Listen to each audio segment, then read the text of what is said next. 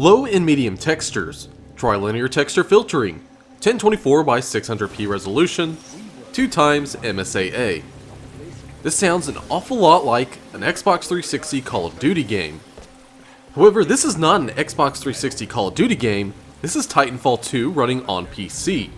With an extensive set of graphics options on Titanfall 2, we can sort of simulate visually how this game would look on the Xbox 360 had it been ported to that old system. The original Titanfall, while not a launch title for the Xbox One, was just outside of the launch window of the system before we had a real idea if it was going to be successful or not. Because of that, not only would the game see its debut on a next-gen system and PCs, but would also be ported to the Xbox 360 for gamers not ready to make the jump. Doing this required some major graphical downgrades, but all in all, it was a respectable port of a game not designed around the limitations of the Xbox 360, like its 512 megabytes of RAM and only 240 gigaflops of graphics compute.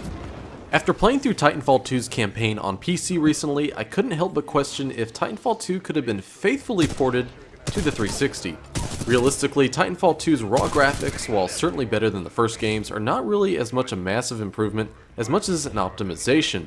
Because of this, I wonder what the 360 experience would have been like had the game been ported to the system, or even if the game had been built around the 360's antiquated hardware. Using the original Titanfall's configuration on 360 as a template, as well as using a gamepad, I knocked the graphics settings down to what I felt would be appropriately doable on the Xbox 360. The original Titanfall's biggest downgrade to its PC and Xbox One cousins is the massive downgrade in textures. Coupled to the desire to maintain well above 30 frames per second, the render resolution of the 360 version was a paltry 1024 by 600 compared to the Xbox One's 1408 by 792. Those of you who know of Respawn's history knows that the heads of Respawn founded Infinity Ward, creating the Call of Duty franchise and working on Call of Duties 1 and 2, and Call of Duty Modern Warfare 1 through 3. Beginning with Call of Duty 4, these developers committed to delivering 60 FPS gameplay on consoles and in all their subsequent games. That legacy continues to this day in Titanfall 2 on the PS4 and Xbox One, where each version is made to run at 60 FPS by way of adaptive resolution schemes. 1024 by 600 resolution is important on the 360 because it allows for a consistent 2 times MSAA to be applied to the image while still fitting within the 360's EDRAM, making this application of anti-aliasing essentially free for the system. Because of this, I did the same thing with Titanfall 2 on PC, by enabling a custom resolution via the special launch options in Origin, as the game doesn't officially support resolutions below 1280 by 720. Forcing this resolution into full screen for me caused a crash on game startup, but running the game in a window worked just as it should. Luckily, Titanfall 2 continues Respawn's Call of Duty legacy by providing a breadth of graphics options to enable even weak PC graphics hardware to run their games. The system requirements were purposely overstated by Respawn in order to ensure high frame rates and attractive graphics for more modest systems, and we can certainly take advantage of that to create a 360 version of Titanfall 2. At its minimum settings, while being muddy and lacking detail, Titanfall 2 still beguiles players with excellent artistic and aesthetic design. Textures specifically on many more artificial objects suffer by far the most, like on our Titan BT here. Fortunately, the medium setting drastically increases the quality on just about every polygon. However, fitting even medium textures on 512 megabytes of system memory, especially such a broad and varied assortment of them in such a large environment, would likely create some problems. A 360 version, assuming it can hold all those textures in memory, would likely see a mix of the best textures at the low setting with the worst of the medium setting, but still be fully reliant on streaming data from both the hard drive and the DVD drive in tandem. In keeping with high frame rates, trilinear texture filtering seems appropriate for maximizing texture rates for closer objects, especially at only 1024 by 600 resolution.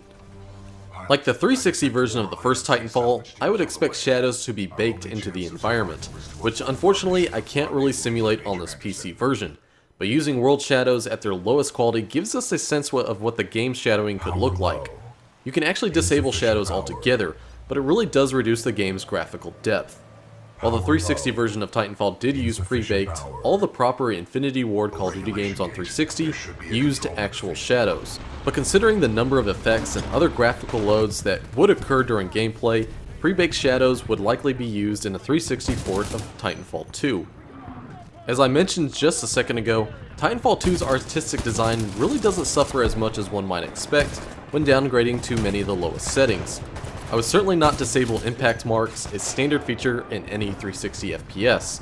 However, spot shadows would likely not present themselves a problem in less detailed environments like a corridor, but I opted to leave them off and honestly, I didn't miss them. Finally, ambient occlusion would unlikely make an appearance in a 360 version of Titanfall 2.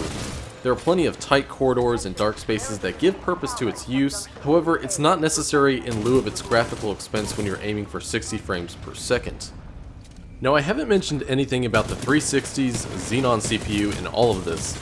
Simply, I don't have an old CPU that I can test Titanfall 2 with that I feel would be equivalent or provide a reasonably comparable environment, like a Core 2 Duo or Athlon 2 X2. After playing all the way through the game and some multiplayer, there isn't anything I feel couldn't be generally replicated on the Xbox 360.